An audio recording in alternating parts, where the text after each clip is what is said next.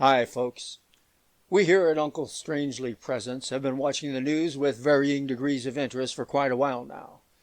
So we finally decided to get in on the action. To that end, we sent our ace news commentator out into the field to find out what you, the people, are thinking about on the weighty problems facing us both here in this country and around the world. Clarence, right here, U.S. So what did you think of the questions? Did you like the script? There was a script? Of course there was a script. With all the questions on it and Really? everything.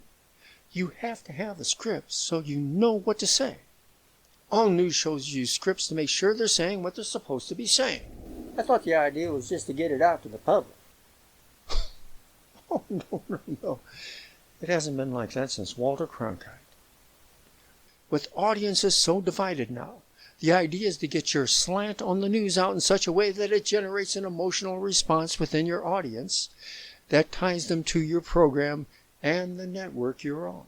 So they'll buy whatever you're selling. Well, you're always selling.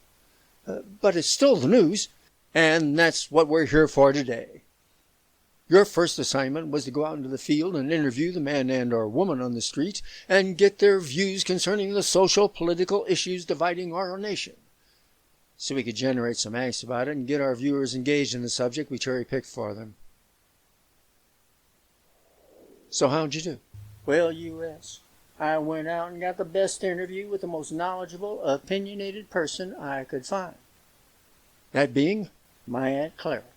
Your Aunt Clara? You have an Aunt Clarence? Clara? So, you have an Aunt Clara? Doesn't everybody? Well, but the idea was for you to go out and interview some random stranger.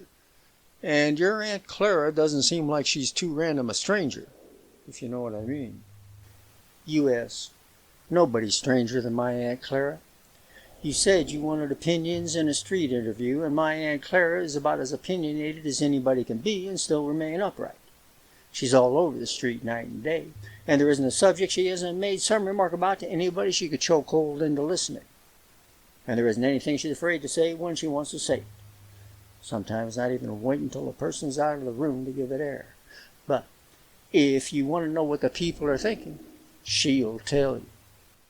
Okay, so what does your Aunt Clara have to say? She's PO'd, U.S.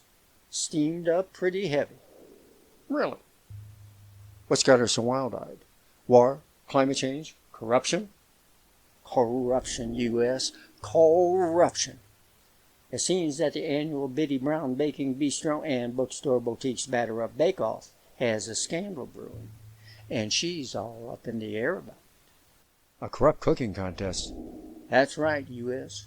Broken bakery boundaries. Okay, so it's a crumbling cookie culinary catastrophe. Cut to the chase.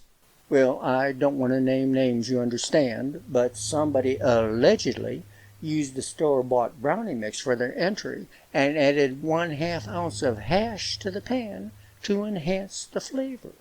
1/2 ounce of hash, eh? Any left? Sorry, U.S.